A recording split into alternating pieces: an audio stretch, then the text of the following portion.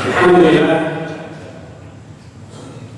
Wassalatu wassalamu ala Rasulillah wa ala alihi wa ashabihi wa man sara ala hadihi wa tabi'ahu ila yaumil amma ba'd. Bapak dan Ibu sekalian, alhamdulillah di sore sebagai ini Allah Subhanahu wa taala memberikan satu nikmat, satu karunia kepada saya secara pribadi bisa bersilaturahmi dengan saudara-saudara di Purbalingga ini. Ini satu kenikmatan. Walaupun sebelumnya saya juga punya tetangga di sana di Jawa Timur namanya Purbalingga. Kalau sekarang jadi Purbalingga, alhamdulillah sudah nikmat yang sempurna sekali. Salah tidak luput untuk kita aturkan kepada Rasulullah SAW, kepada keluarganya dan juga sahabat-sahabatnya yang telah memperjuangkan din Islam, agama yang kita cintai ini. Bapak Ibu sekalian, saya sedikit ingin mengajak Bapak Ibu sedikit melanjutkan tentang agama Islam. Agama Islam zaman sekarang ini sudah sering di Indonesia dikesankan, digambarkan dalam tentang agama yang komunis, agama teroris itu ya. Agama Islam juga diidentikan dengan kumuh, terbelakang. Agama Islam juga diidentikan dengan agama orang-orang bodoh, orang miskin. Hasil agama Islam ini, benarkah Islam seperti itu? Islam tidak buruk seperti itu. Islam adalah agama yang indah. Islam agama yang membawa keindahan rahmatan lil alamin. Namun yang jadi masalah yang sering mencoreng nama Islam adalah orang yang mengaku umat Islam, perilakunya, sikapnya. Karena saya ingin bertanya sedikit pertanyaan kepada Bapak dan Ibu sekalian. Dari yang hadir di sini, siapakah yang pernah ke Taman Safari Pak? Di sana di Puncak, atau mungkin di Surabaya, atau minimal paling kurang ke Jogja, ke Pulau Binatang, ke Pulau Romo misalnya. Ada yang pernah Pak ke Pulau Binatang? Ada nggak ya? Nah, kalau itu Bapak berarti punya pengalaman yang ketika berada di sekitar ada harimau, ada singa tidur saja membuat kita tegak. Apalagi singa bangun dan merawat, padahal singa sudah di dalam kandang. Ada pawangnya, kandangnya digembok, dikunci. Itu kita takut. Tapi ketika berada di kandang kasuari, burung merak, burung jalak tadi, walau burungnya sedang marah, bahkan mungkin Allah kata Rasulullah mabrur betul ya, kita tidak takut, bahkan merasa lucu, indah. Padahal mungkin burungnya sedang marah Pak, kelaparan, tapi tidak ada rasa takut. Singa tidur kita itu takut. Apalagi singa bangun. Perasaan ini Pak, ini gambaran sederhana tentang siapakah orang Islam yang benar-benar menjiwai Islam, menjiwai agama Islam. Orang Islam itu tidak sepantasnya tidurnya menakutkan, apalagi sampai bangunnya. Nah, sekarang banyak umat Islam yang tidurnya saja menakutkan. Jadi kita menjadi orang ini kalau bangun, wah bermasalah. Umat Islam tidak seperti itu. Rasulullah SAW memberikan gambaran tentang umat Islam, siapakah mereka dan bagaimanakah seharusnya umat Islam. Beliau mengatakan, al-mu'minu ya'laf wa yulaf. Orang mukmin, orang yang benar-benar di hatinya itu ada nilai iman, ya'laf, pandai bergaul, supel, dan yulaf. Semua orang mendapatkan untuk bisa bergaul dengannya.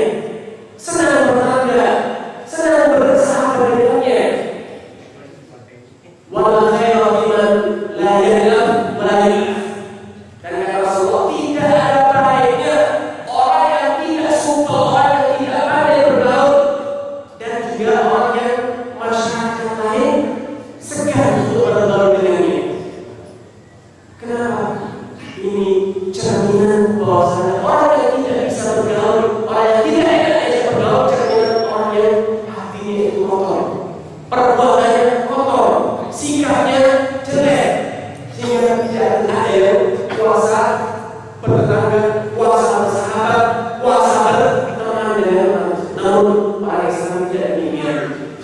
Ya'laf wa yulaf. Dia pandai bergaul, supel, enak diajak bergaul, dan juga dia itu seperti kata Rasulullah, wa khairun nasi anfa'uhum linnas. Terlebih lagi orang yang paling baik adalah orang yang paling berguna bagi masyarakat luas. Inilah orang muslim yang sejati. Inilah orang muslim yang benar-benar menjiwai iman yang diajarkan Rasulullah Sallallahu Alaihi Wasallam. Kita akan lihat kenapa orang muslim, orang mukmin yang benar kok ya'laf wa yulaf, pandai bergaul, supel bergaul, dan juga enak diajak bergaul, bertetangga, bermasyarakat. Rasulullah Sallallahu Alaihi Wasallam telah mengatakan dalam sabda yang lebih terperinci kenapa orang muslim supel bergaul dan enak diajak bergaul.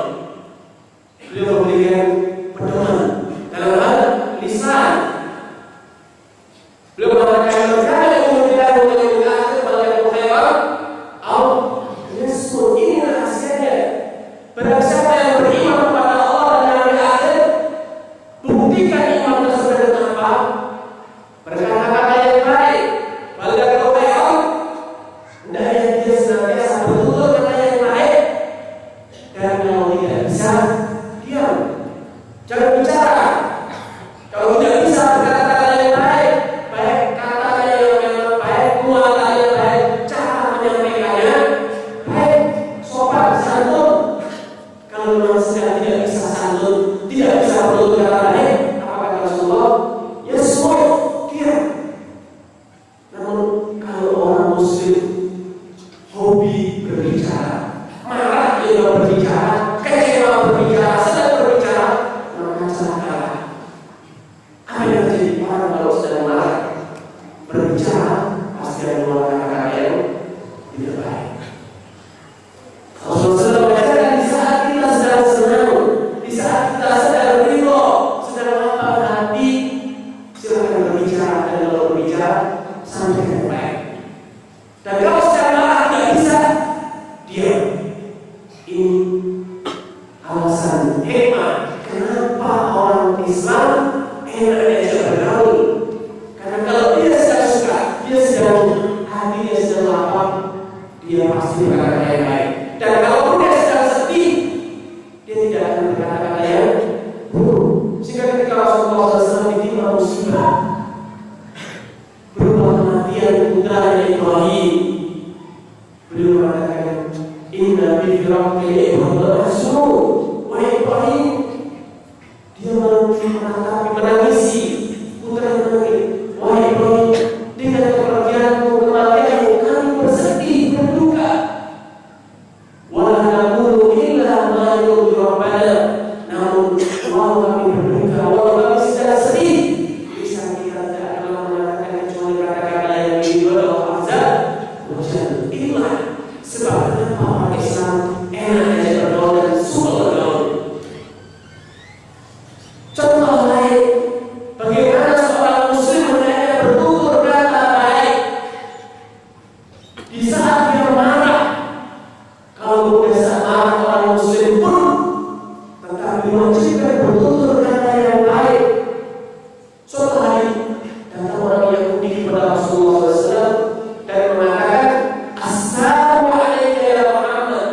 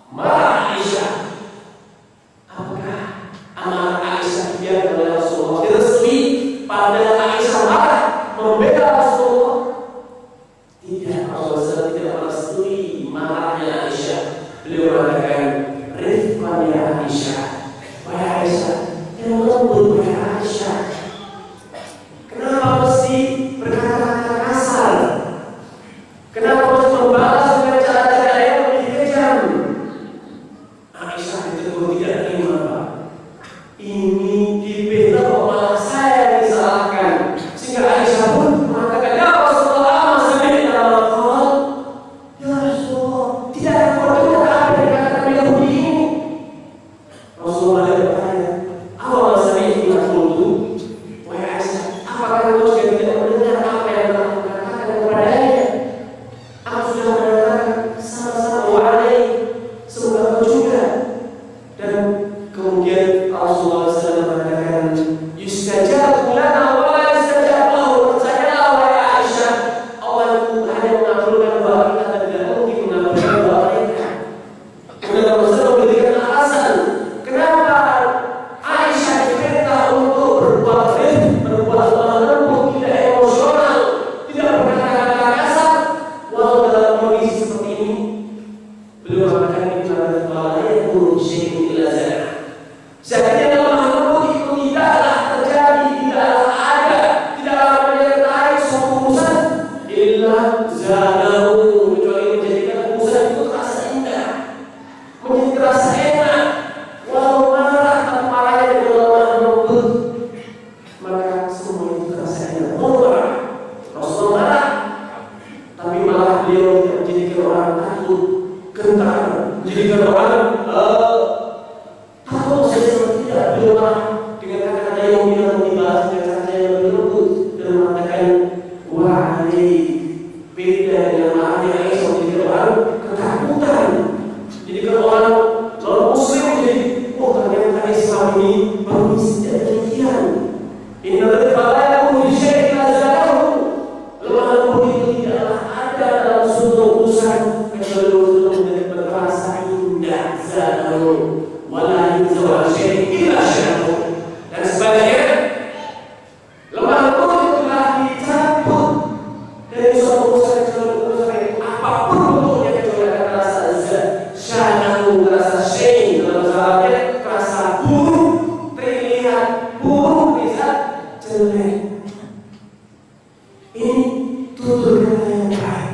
Karena Allah Subhanahu wa taala dalam Al-Qur'an mengajarkan kepada kita umat Islam dengan mengatakan wa qul li ibadi yaqulu allati hiya ahsan inna syaitana yanzahu bainahum. Katakan Muhammad, ajarkan Muhammad kepada umatku yaqulu allati hiya ahsan, agar mereka bertutur kata yang terbaik, bukan hanya baik. Ahsan artinya adalah terbaik. Tidak cukup dengan kata-kata yang baik. Allah memerintah kita untuk berkata-kata yang terbaik. Wa qul ibadi yaqulu allati hiya ahsan, yang terbaik. Kenapa umat Islam harus bertutur kata yang terbaik? Allah berikan alasannya.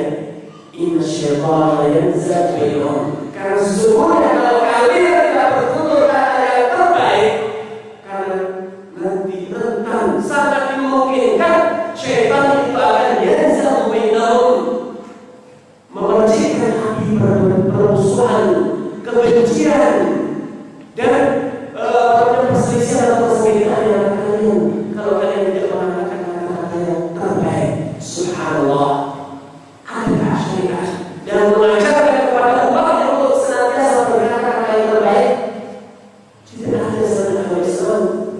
Namun hasbunallah wa ni'mal wakil. Wa innallaha yusyari hanya kepada Allah kita wajib mengadu. Fakta di lapangan umat Islam, kaum muslimin tidak mengindahkan syariat Allah ini, tidak bertutur kata yang terbaik, namun mereka mengikuti tren masyarakat, mengikuti tren yang ada di media massa, mengikuti tren yang ada di pasar atau di jalan, tidak mengindahkan syariat Allah SWT untuk bertutur kata yang terbaik. Ini alasan dalam hal itu berkata, kenapa Islam itu ya, umat Islam itu supel bergaul, karena lisannya manis, tutur katanya tersantun. Itulah apa yang mungkin. Lalu bagaimana dengan sikapnya? Bisa jadi omongannya manis tapi perbuatannya baik. Umat Islam tidak demikian. Islam tidak mengajarkan kita bersifat nifaq, berkata-kata bagaikan munafik. Bahkan Allah Subhanahu wa taala mencela orang munafik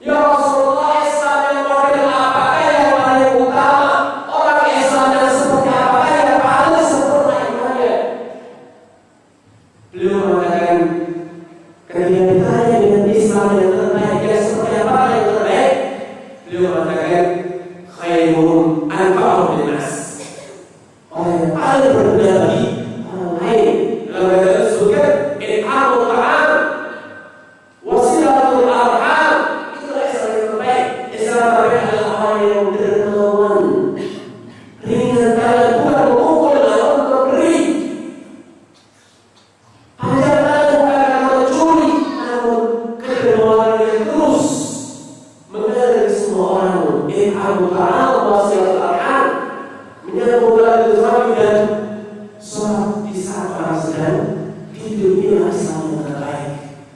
Senantiasa berguna karena Rasulullah ketika mendefinisikan orang mukmin beliau mengatakan al-mu'minu man aminahun nasu ala dima'in wa amwalihim wa aqalihim.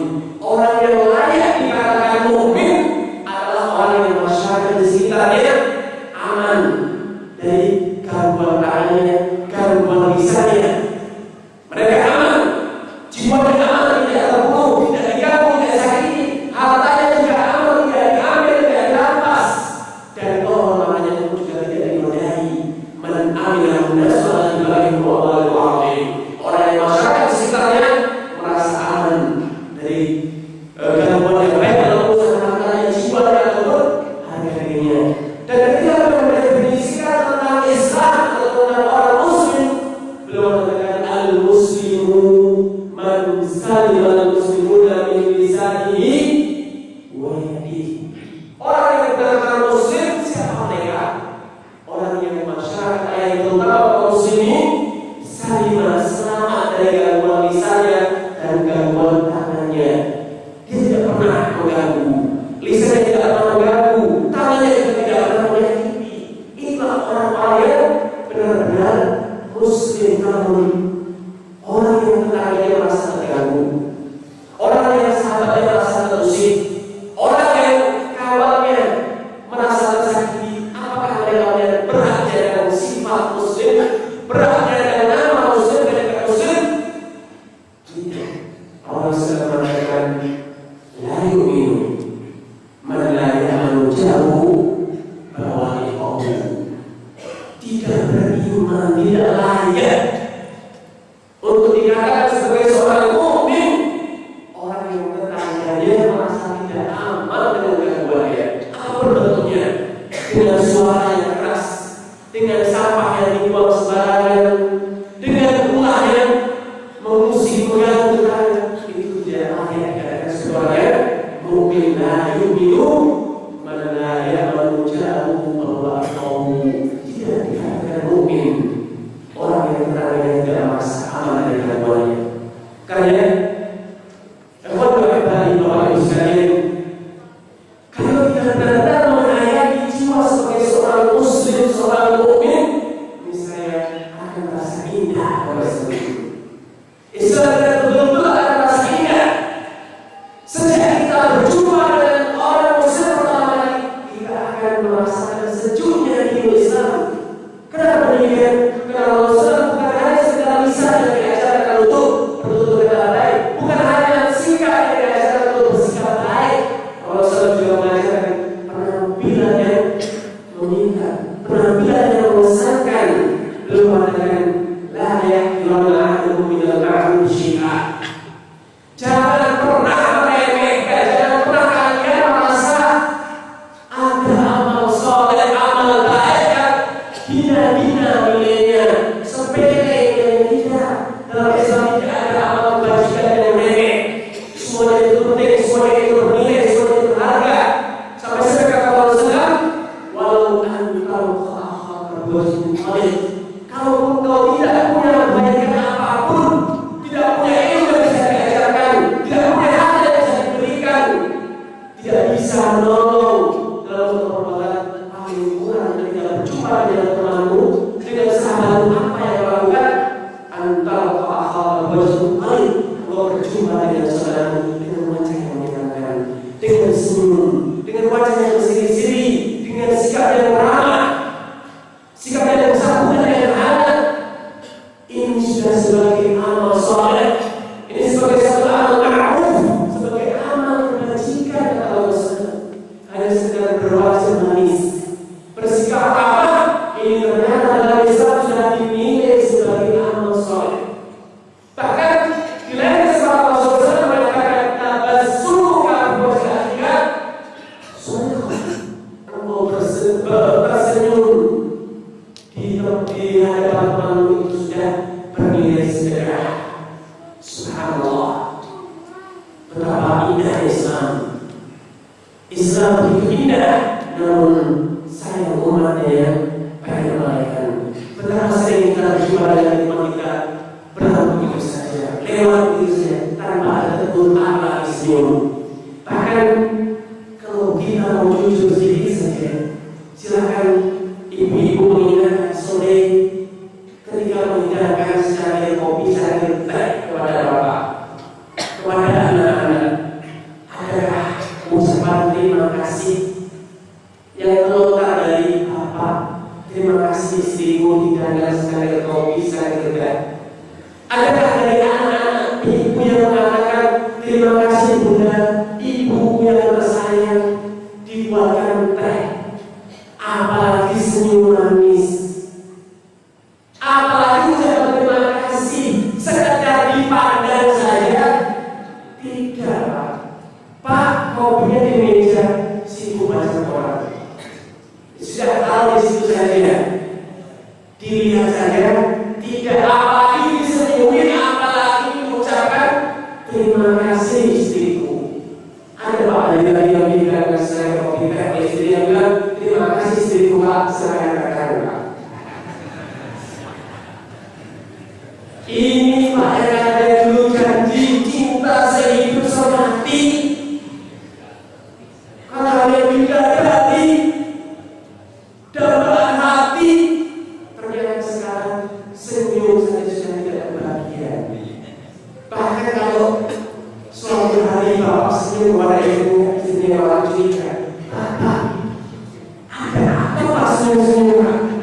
Kalau senyum sampai istrinya pun sudah dicurigai, karena senyum sudah mahal itu di masyarakat. Kita tahu ada lagi di kota saja sudah mahal, apalagi di masyarakat luas. Senyum sekali malah dicurigai, ada apa Pak pasti harus senyum. Bapak Ibu sekalian, kalau Bapak ingin tahu, Ibu ingin tahu betapa indahnya kehidupan Rasulullah dahulu, saya ingin sedikit bercerita menggambarkan indahnya seorang Muslim ketika dia berada di dalam rumah tangganya. Abdullah bin Abbas, saudara sepupunya dan sekaligus juga keponakan dari Maimunah, istri beliau. Begitu juga Anas bin Malik, begitu juga Aisyah. Saya rangkumkan ceritanya dari riwayat mereka semua, menceritakan bahwa dalam Rasulullah punya istrinya 9 Pak. Dalam sebuah waktu beliau itu punya istri 9 orang.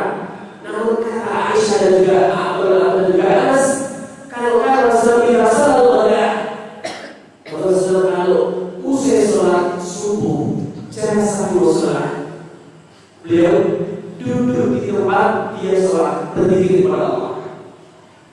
Wajah segera subhanallahu, dan segera para sahabat duduk seperti sekitar beliau ingin mendengar wacana-wacana nasihat saya akan disampaikan.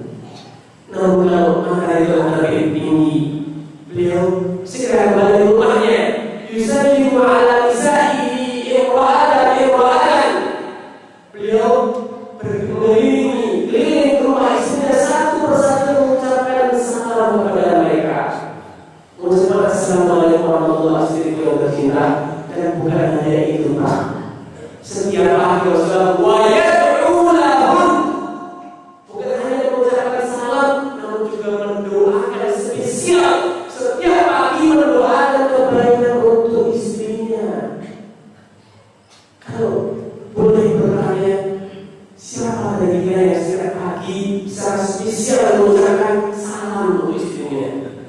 Ucapan salam spesial Pak. Kalau Rasulullah tidak demikian, walaupun punya istri 9, beliau senantiasa mengucapkan salam spesial untuk istrinya. Yusallimu alaihim wa yad'u lahum, secara khusus menyerumuskan ucapan salam untuk istrinya sendiri, dan bukan hanya ucapan salam, ditambah lagi doa-doa kebaikan. Maka wajar walaupun punya istri 9, hidup beliau damai, tenang, bahagia. Karena demikian hebat perhatian Rasulullah SAW kepada istrinya. Dan ternyata bukan hanya di pagi hari Pak, di malam hari pun hal yang serupa beliau lakukan.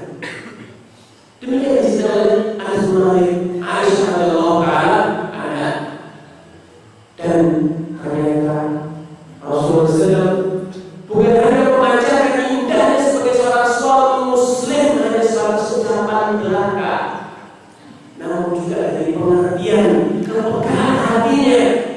Suatu hari Rasulullah SAW pernah, karena mungkin asal ingin membuktikan besarnya perhatian beliau kepada istrinya, beliau mengatakan kepada Aisyah, ya Aisyah, inni la'alamu idza kunti 'alayya radiyah wa idza kunti 'alayya ghadba. Wahai Aisyah, aku tahu kapan kau sedang marah dan kapan kau sedang suka sama aku, sedang ridho dengan aku. Aisyah yang selama ini terus berusaha untuk tidak menampakkan marah kalau sedang kecewa kepada Rasul. Beliau selama ini terus berusaha untuk menyembunyikan kekecewaan atau marah kalau sedang kecewa. Tapi ternyata kalau Rasul bisa membaca, mungkin Bapak akan katakan, oh Rasulullah tahu kalau sedang marah karena beliau ukel-ukel kalau tidur dengan kurang, tidak bikin kopi pagi hari, tidak masak, atau ada piring yang pecah. Bukan itu. Rasulullah mampu membaca suasana hati istrinya, bukan dari perubahan sikap, bukan dari marah tua atau marah tuanya atau bagaimana, tidak. Rasulullah membaca suasana hati istrinya dari hal yang lembut sekali. Beliau mengatakan, bagaimana ya Rasulullah?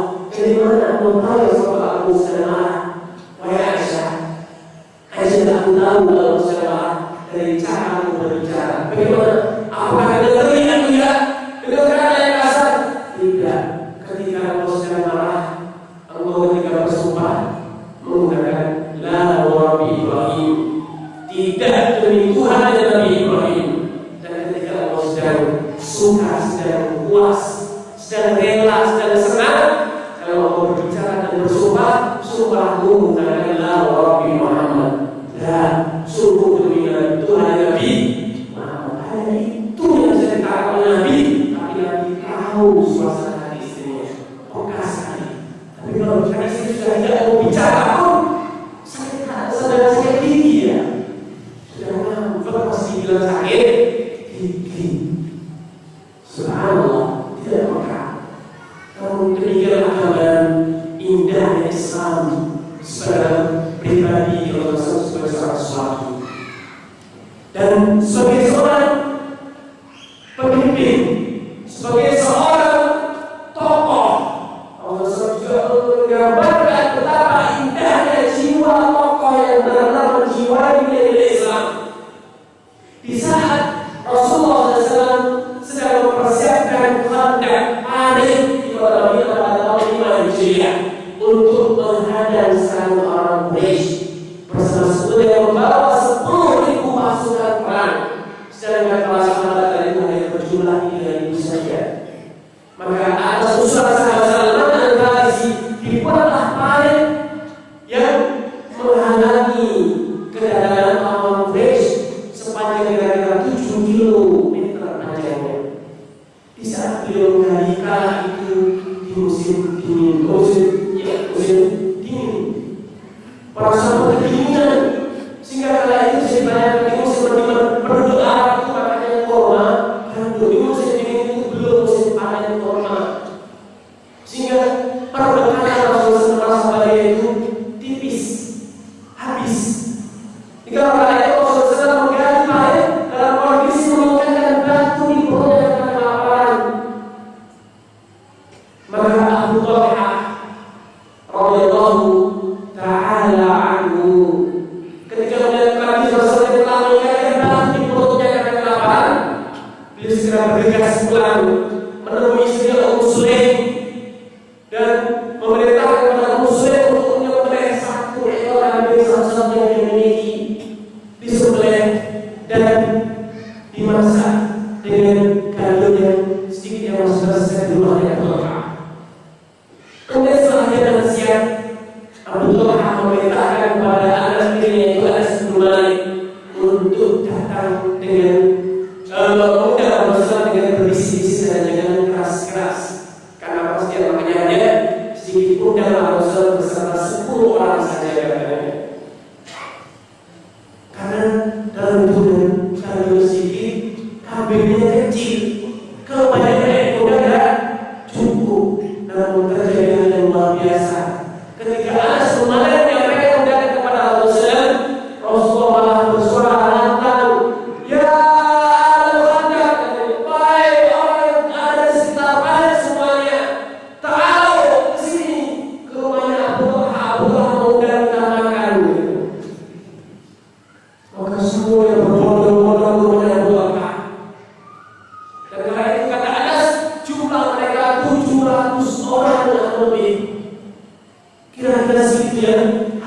berdoa, satu ekor kambing seberapa gandum untuk 700 rakaat doa dengan kepala. Subhanallah, apa cukup? Maka kata Allah, ya Rasulullah, karena ini adalah atas inisiatif Rasulullah, pasti akan cukup. Maka Rasulullah memerintahkan kepada Anas bin Malik untuk mempersilahkan setiap 10 orang masuk makan sekenyang dia. Dan ada sebuah yang unik dalam kisah ini. Abu Hurairah dalam kondisi lapar yang luar biasa telah dengan batu dalam perut. Dia berharap menjadi termasuk orang yang kloter pertama makan. Dia lama itu betul-betul sudah kelaparan. Namun ternyata dia mendapatkan tugas untuk menuangkan air dari Rasulullah.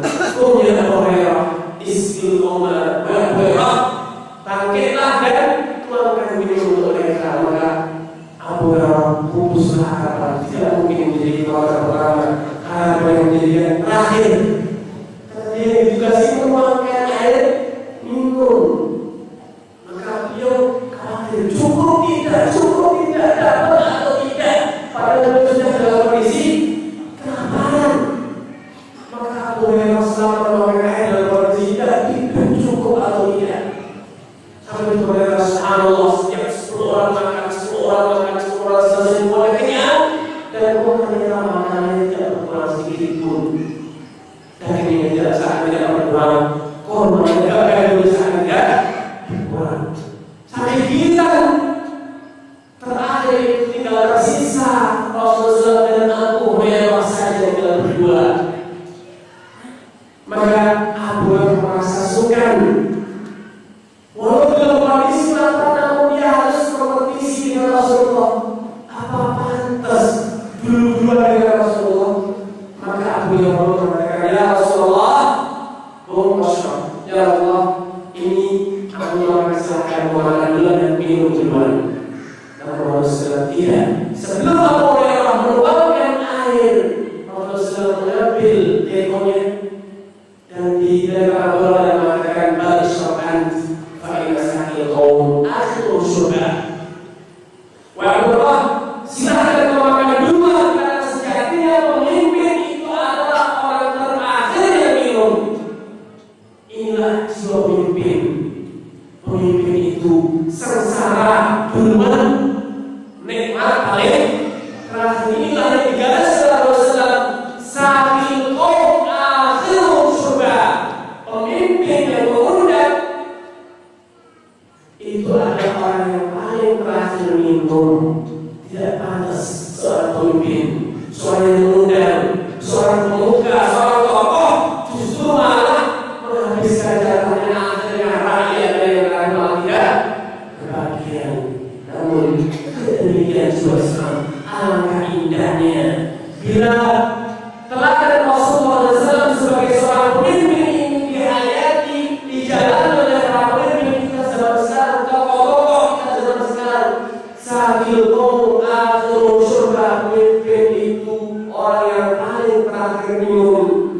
Subhanallah, indah dunia ini kalau kita memiliki pemimpin yang seperti Rasulullah SAW.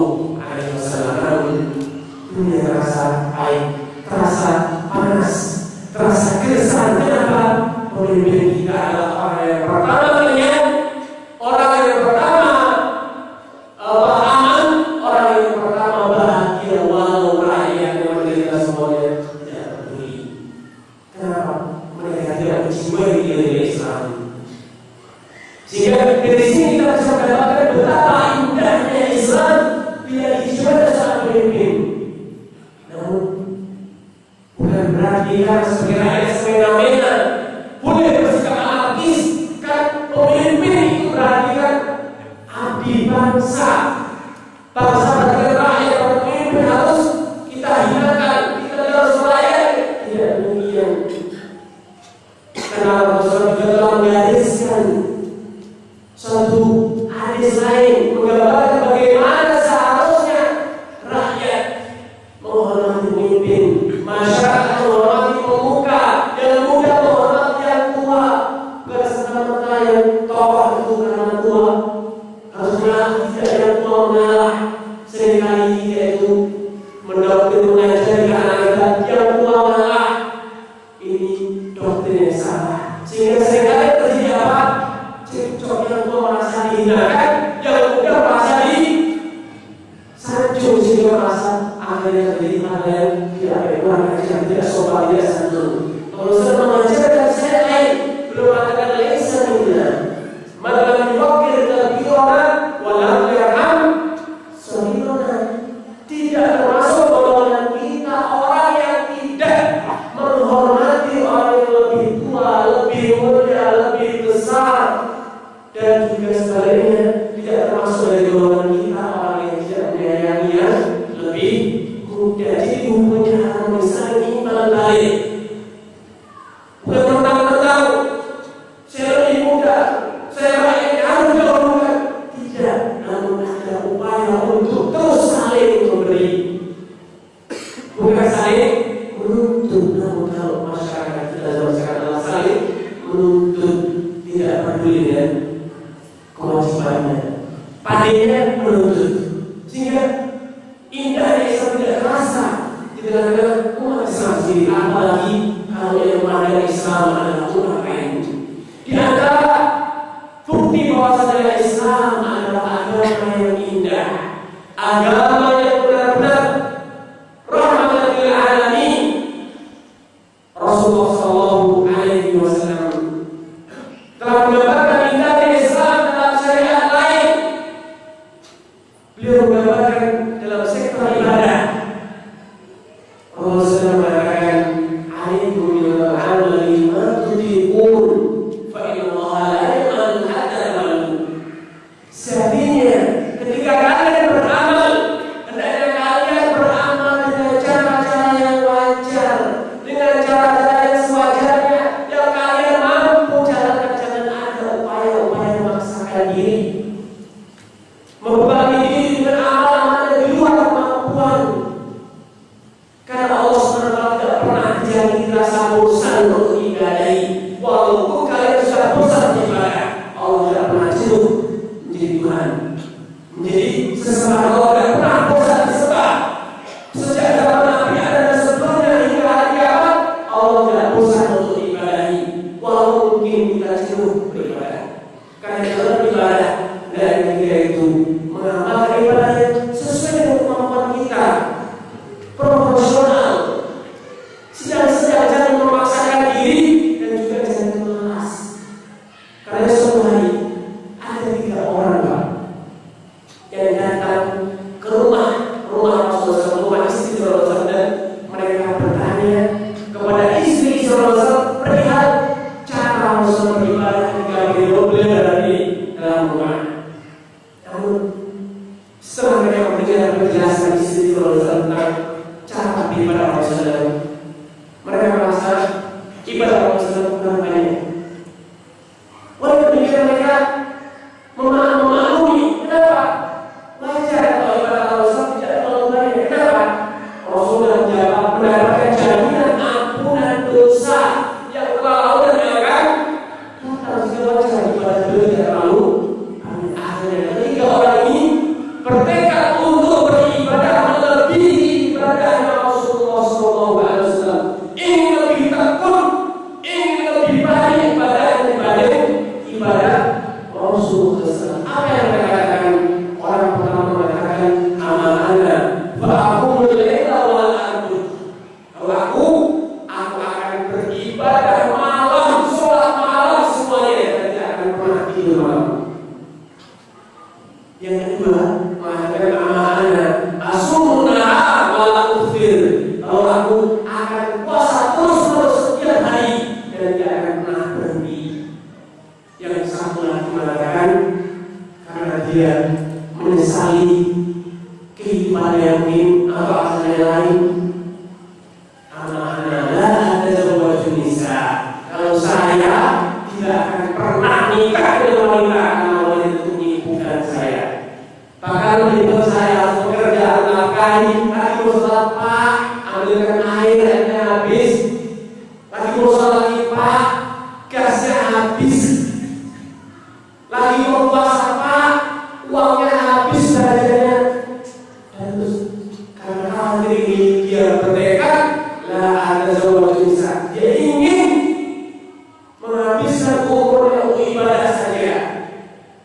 akan puasa malam, puasa siang dan sholat malam. Dia tidak ingin punya istri, karena kalau istri malam tidak akan bisa sholat semalam suntuk. Kalau punya istri tidak akan bisa puasa terus. Kalau kan tidak pertama mau sholat malam saja, tapi siangnya yang ada puasa dan tidak. Orang yang kedua dia puasa terus malamnya, yang ada sholat dan tidur. Orang yang ketiga ingin lebih sempurna, yaitu puasa terus dan juga sholat terus. Sebelum Rasulullah SAW, beliau diceritakan oleh istri-istrinya perihal 3 orang ini, sehingga beliau tidak mendengar segala dipanggil 3 orang tersebut. Dan beliau mengatakan, antum allazi kuntum kada wa kada wa kada. Kaliankah yang berikrar akan berbuat demikian? Mereka mengatakan, bala ya Rasulullah. Ya Rasulullah, kamilah orangnya.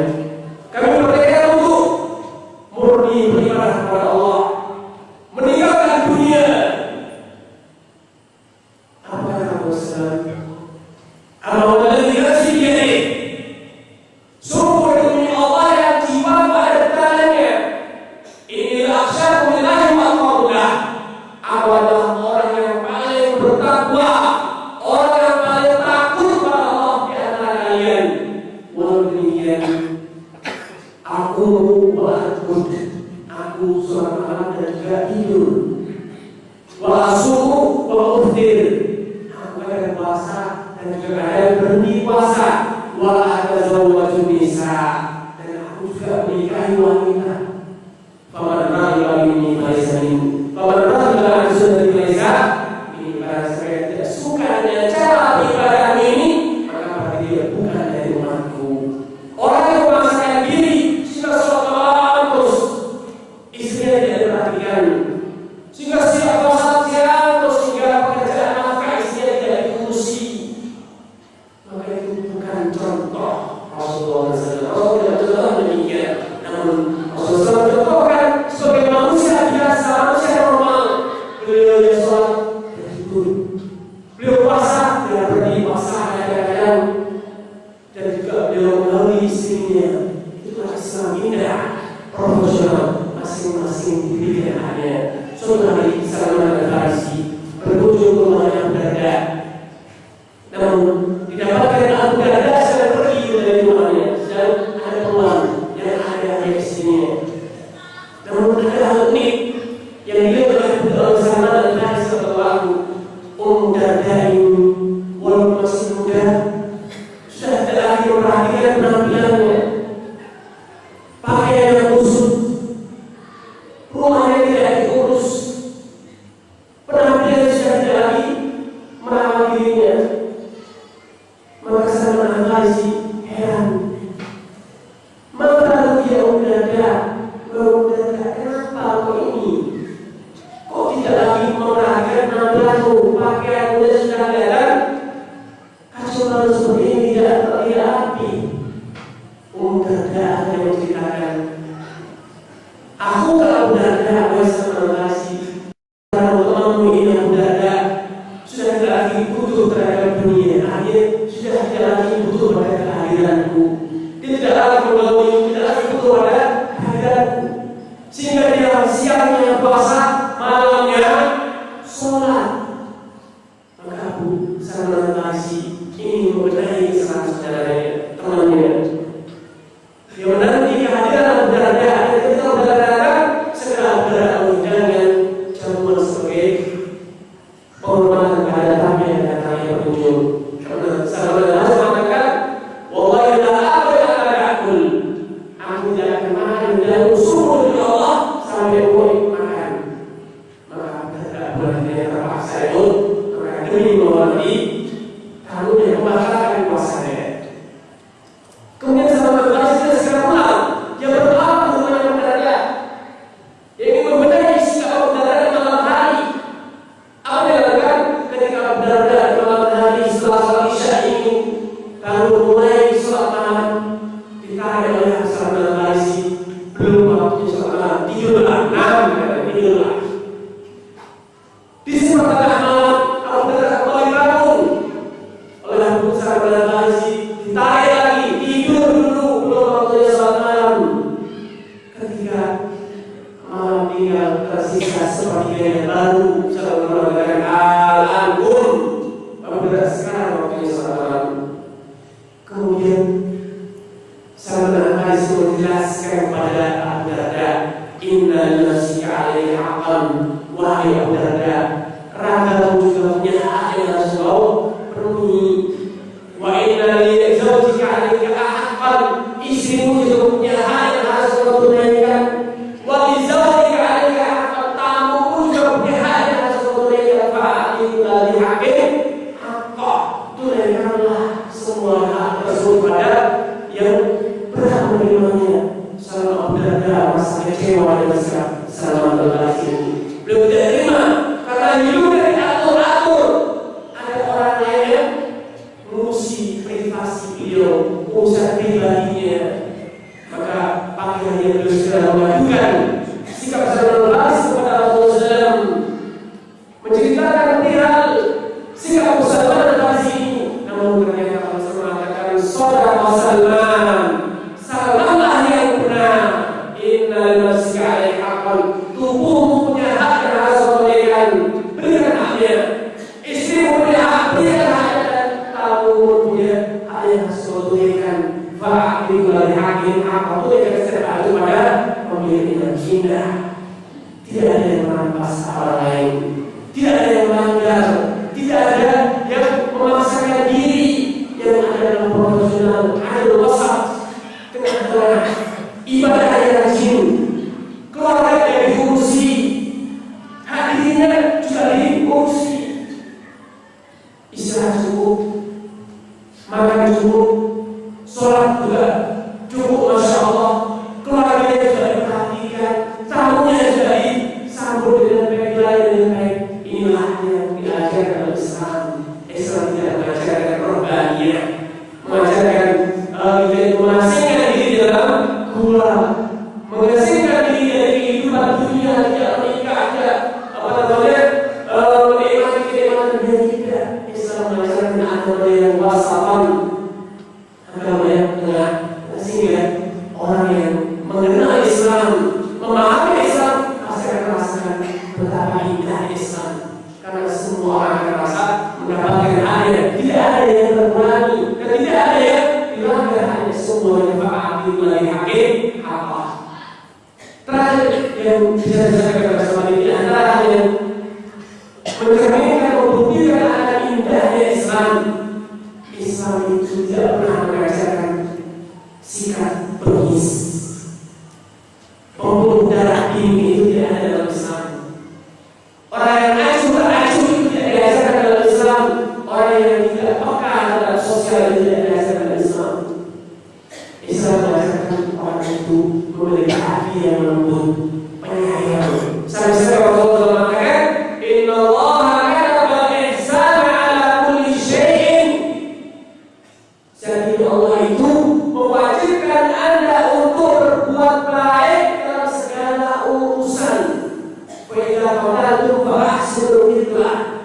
Dan kalau kalian membunuh, katanya, maka bunuhlah dengan cara yang baik. Kalau membunuh ada hewan yang mengganggu, semua ada yang bunuh dengan cara yang baik, jangan dibakar. Akan tersisa betapa banyak orang yang membunuh tikus yang disiram minyak tanah dan disuruh hidup-hidup. Tersisa. Ular pun demikian.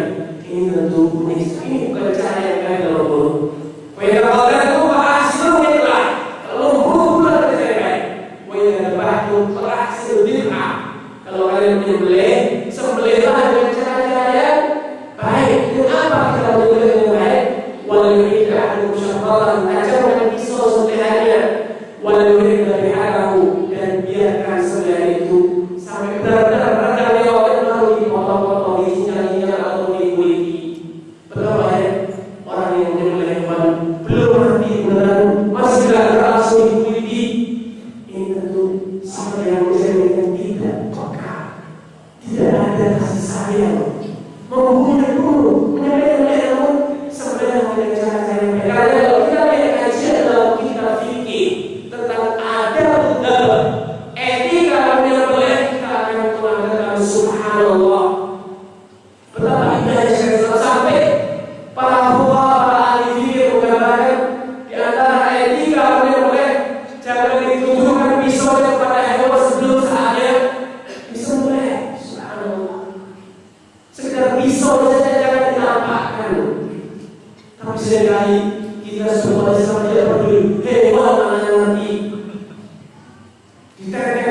semuanya itu ulama kita mengatakan tidak beradab.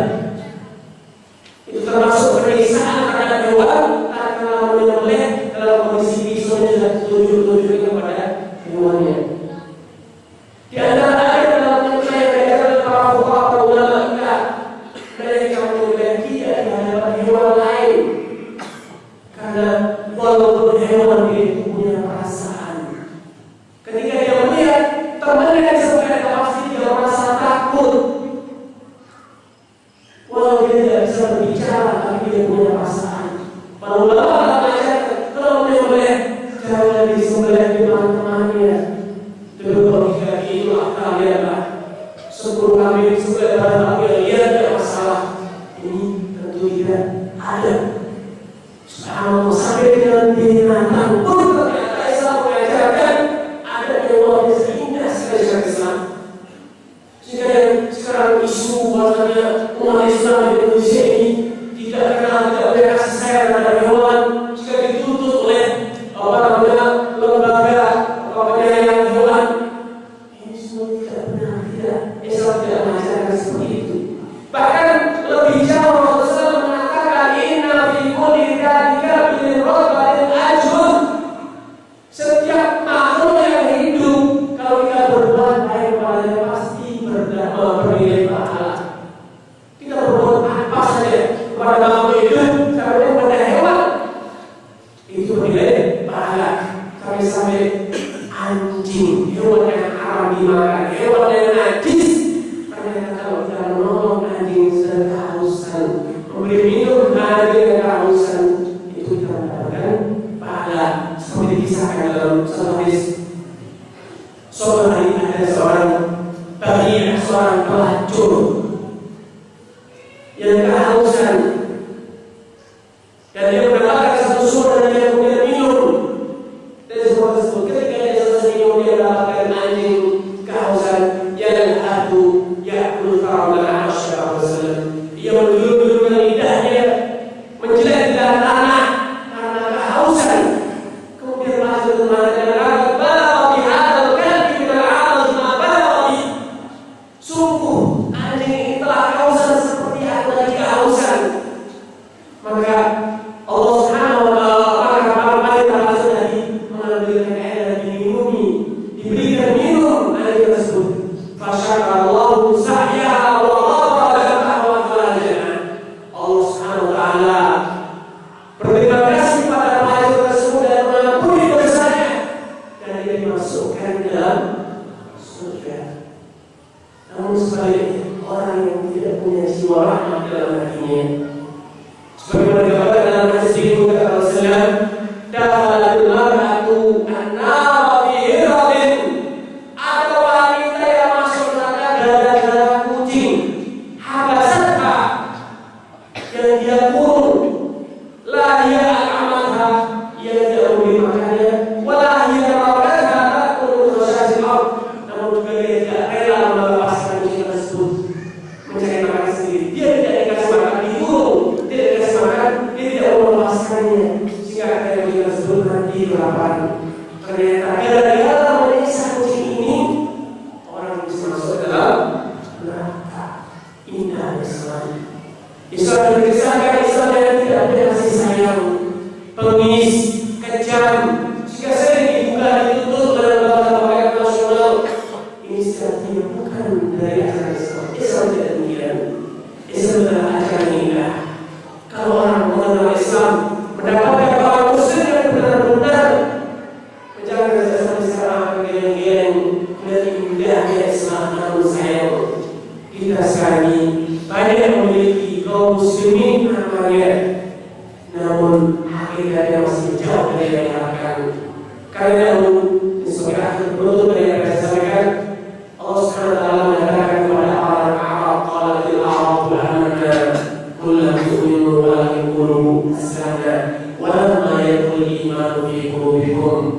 Dan mereka orang Arab kepada Rasulullah SAW, orang Nabi kepada Rasulullah, dan berkata, ya Rasulullah, kami telah menjadi orang yang mukmin amanah. Kami kata Allah, katakan kepada mereka Muhammad, sejatinya kalian belum beriman. Cukup saja bagi kalian itu untuk mengatakan Muslim saja.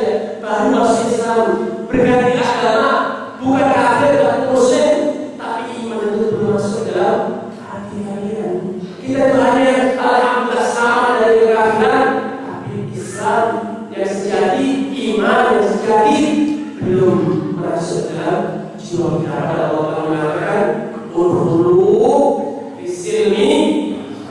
Masuk Islam yang menyeluruh, jangan hanya namanya saja, jangan hanya soal semua rumah tangganya, masyarakat sosialnya, ekonominya, negaranya dan lain sebagainya, semuanya harus mencerminkan nilai-nilai Islam. Allah Taala mengatakan korupsi sedikit 3 menit, maaf keterlambatan 3 menit. Semoga Allah Subhanahu Wa Taala menjadikan kita masuk orang yang sempurna kaulah dan kedua hasanah.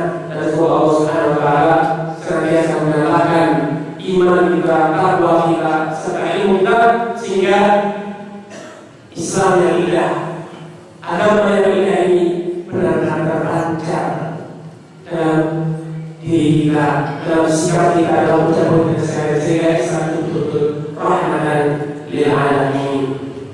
Untuk selanjutnya silakan pertanyaan atau mungkin komplain yang kami rasakan. Para hadirin sekalian, dengan 1 jam lebih 3 menit selama kita disampaikan. Kira-kira judulnya apa? Indahnya Islam.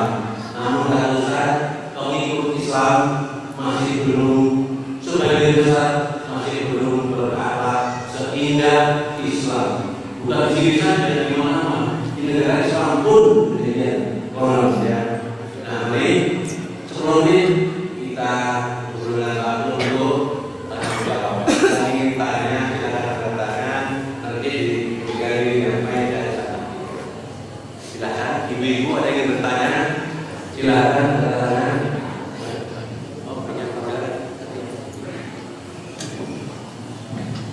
Terima kasih.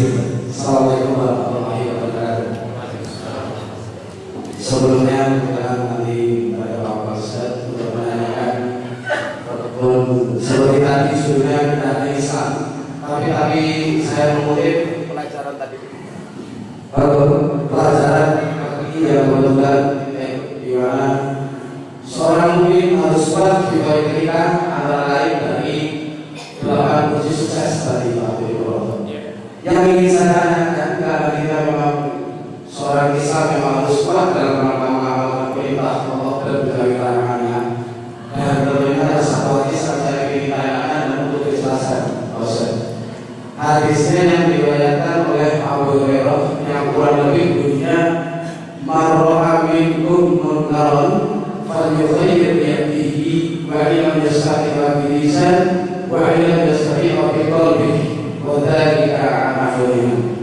Yang maksudnya mohon dijelaskan secara detail karena ini kaitannya dengan kekuatan kita di dalam menjalankan syariat kami. Terima kasih. Wassalamualaikum warahmatullahi wabarakatuh. Hadis tadi, hadis yang mana Pak Ibu selalu berdasarkan dari pembukaan dan ingat dengan tangannya. Kalau tidak mampu dengan lisannya, kalau tidak kuat dengan apa? Hatinya. Dan itulah bukti bahwasanya orang yang hanya bisa mengingatkan dari orang yang lemah imannya. Para ulama menjelaskan bahwa walaupun secara sistematis Allah menyatakan yang terkuat dimulai dengan mengingatkan dengan tangan, lisan dan kemudian hati, namun dalam prakteknya sebaliknya. Etika dalam meningkatkan munkar, dalam prakteknya dalam meningkatkan munkar dimulai dari hati dulu, dibenci dulu. Kemudian kalau kita bisa dijelaskan dulu, kalau dijelaskan dulu berarti juga baru meningkatkan dengan munkar. Namun perlu diketahui bahwa tidak semua orang boleh meningkatkan dengan tangannya dan kekuatannya. Orang yang boleh meningkatkan dengan tangannya adalah orang yang memiliki kekuatan bukan hanya fisiknya saja, namun juga wewenangnya, legalitasnya. Siapa Anda? Anda punya wewenang untuk mengingkari secara tindakan? Kalau tidak, sampaikan kepada yang berwenang. Ini adalah bentuk mengingkari bisa. Ada pun katakan kalau kita tidak punya wewenang, maka tidak boleh. Seperti kalau kita lihat istri tetangga pada pakai jilbab, kita nasihati, Bu, pakai jilbab. Wanita itu adalah Allah, rambutnya itu mahkota, keindahan.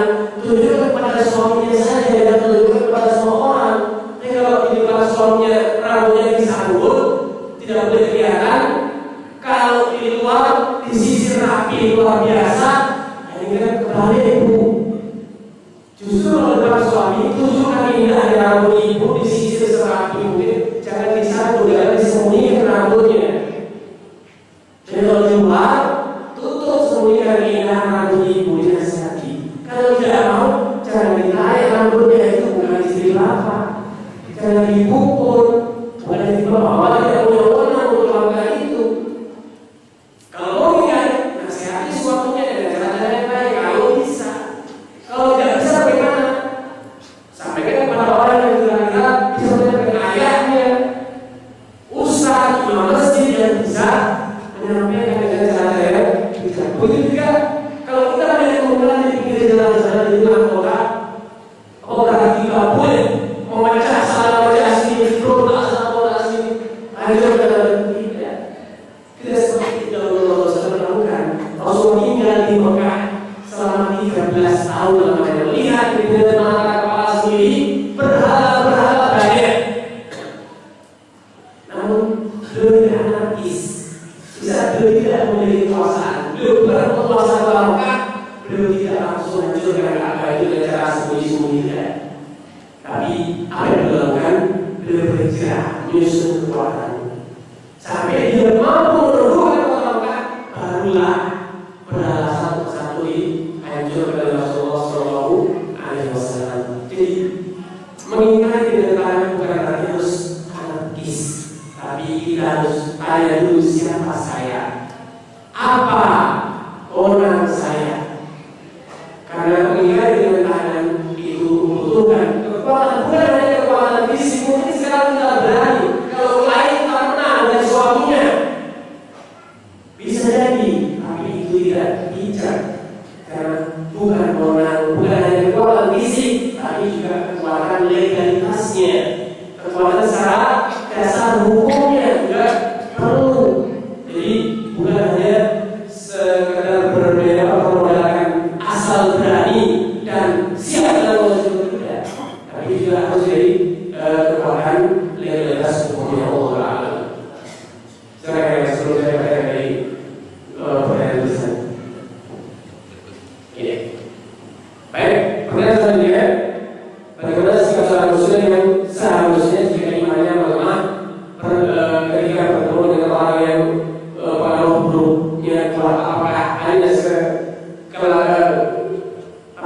sekedar berteman saja atau hati-hati? Jelas kalau kita tahu ada orang yang jelek, akhlaknya jelek, perbuatannya jelek, dia bakal mempengaruhi kita. Ya jangan berteman.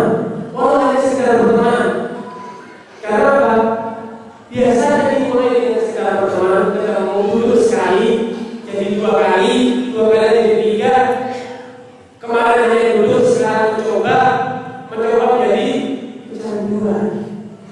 Itu memang masalah seperti itu. Satu atau saat ini, kalau kita tahu ini teman yang jelek, jangan diajak berteman. Karena kalau saya memberikan gambaran tentang persahabatan mengatakan mana menjadi soleh. Gambaran sahabat yang baik, yang soleh itu gambarnya bagikan pedagang punya lalu. Pedagang yang lalu itu menentukan dosa. Kalau tidak beli, yang paling tidak kita diberi. Kalau tidak diberi, yang paling kurang kita mencium bau yang enak, sedapnya wanginya. Itu paling kurang. Tidak mungkin kita duduk di tempat pedagangnya wangi, baunya kok bau bangkai. Tidak mungkin. Pulang dari pedagangnya wangi, baunya kok kayak bau arang. Tidak jadi. Kalau duduk sama tadi besi kata Rasulullah, dan gambar kapal yang buruk bagaikan gambaran tadi besi. Kalau tidak kecipratan api sehingga kebakaran bajunya, ya paling kurang karena sakitnya, asapnya, ikutin aja gaya hitam, kena baunya itu pasti. Jadi kalau kita tahu ada teman jelek, jangan berteman. Walau kalian sekedar berteman, walau kalian sekedar duduk saja tidak, karena dimulai dari duduk kemudian mencoba. Kalau yang mencoba jadi perhatian. Ini solusinya, jadi jangan sekedar berteman. Dan pertanyaan mungkin yang terakhir, bagaimana jika kita mendapati seorang yang mengajarkan ajaran yang batil seperti orang yang tidak percaya bahwa Allah itu memiliki tangan, karena sama seperti makhluk jika orang tersebut ditegur marah karena dia orang yang dipandang, kenapa yang harus dilakukan? Ini permasalahan tentang nama dan sifat Allah. Ini adalah permasalahan yang telah bilang sekali dalam Al-Quran, dalam hadis, telah banyak disebutkan ayat-ayat yang tidak jelas menyebutkan ya Allahi qawaidin. Dalam bahasa Arab dia adalah tangan. Ya asal ya kalau kita mengucapkan sama, kita menggunakan ya Allahi qawaidin. Kalau tidak salah mereka, tidak ada salahnya. Kita baca ayat dan kita memahami ayat seperti apa. Walaupun ada sekelompok dari kaum muslimin yang menampilkan arti kata-kata dengan kekuatan, ini adalah penafsiran mereka, pemahaman mereka. Namun yang jelas ayatnya, hadisnya dengan tegas menggunakan kata-kata yadun, yadullahi qawaidin. Kemudian dalam riwayat lain dalam hadis Rasulullah mengatakan yadullahi mal'a, tangan Allah itu penuh dengan rizki. Al-Wa'id dalam al-Qawmu al-Farah semua tidak kalian pikirkan rizki yang Allah turunkan sejak Allah menciptakan langit dan bumi hingga sekarang, semuanya itu tidak mengurangi sedikit pun dari apa yang ada di dalam Allah Subhanahu wa Ta'ala. Sehingga jelas sekali masalah nama-nama satu sifat Allah. Allah Subhanahu wa Ta'ala memiliki sifat-sifatnya tidak sama dengan sifat makhluknya. Kesalahan dalam memahami nama dan sifat Allah itu berawal dari keterbatasan kita dalam mengenal. Seringkali kita hanya berpikir kalau ada berarti seperti kita ini, tapi kita bisa cengkeran dengan orang, bisa sakitan. Ada kanan, ada kiri, yang kiri berdoa dengan kanan, itu kan tangan manusia. Kalau kita berbicara tentang sifat Allah, kita harus melupakan sifat manusia. Kita harus berbicara Laisa kamitslihi syai'un wa huwas sami'ul basir. Allah itu tidak ada yang menyerupai, namun Allah itu as-sami', Maha mendengar dan Maha melihat. Sehingga Allah punya pendengaran tapi tidak seperti pendengaran manusia. Allah itu punya penglihatan, namun penglihatannya tidak seperti penglihatan manusia. Seperti Allah itu wujud, Allah itu ada, tapi wujud Allah laisa kamitslihi, jadi keberadaan Allah tidak sama dengan keberadaan yang malaikatnya Allah mengatakan. Kalau kita ingin berbicara tentang nama Allah, perhatikanlah nama dan sifat seperti zat Allah. Sebagaimana zatnya tidak bisa diserupakan, maka sifatnya juga tidak bisa diserupakan. Kita berbicara tentang sifat manusia yang tidak bisa sama dengan sifat hewan. Hewan punya kaki, apakah kaki hewan sama dengan kaki manusia? Tidak. Manusia punya perut, hewan punya perut. Apakah perut manusia sama dengan perut hewan? Tentu tidak. Hewan punya kepala, manusia punya kepala. Apakah kepala manusia sama dengan kepala hewan? Tidak. Karena jenis manusia beda dengan jenis hewan. Demikian juga kalau kita berbicara dengan Allah, ketika berbicara dengan Allah, jangan disamakan dengan manusia. Allah ada, namun keberadaan Allah jangan disamakan dengan manusia. Allah itu pemberi, pemurah, Razzaq, pemberi rezeki, namun jangan disamakan dengan pemberi rezeki itu artinya seperti pemberian manusia dengan manusia. Allah itu pemaaf, Ghafur Rahim. Jangan disamakan pemaafnya manusia dengan pemaafnya Allah. Maaf itu Masya Allah maafnya dia tidak mau mengampun. Untuk mengampun apa? Ampunannya Allah seperti ampunannya manusia tentu tidak ada apa-apa itu semuanya. Al-kalam sifat fardun al-kalam al-dat. Berbicara tentang sifat Allah itu adalah cabang dari berbicara dari tentang zat Allah. Sebagaimana tadi tidak sama, sifatnya juga tidak akan sama. Allah Ta'ala ini kita sampaikan orang segala Quran. Semoga Allah Subhanahu wa Ta'ala menjadikan kita termasuk orang yang disebut dalam Allah dan semoga Allah Subhanahu wa Ta'ala menjadikan pertemuan kita pertemuan yang marhuman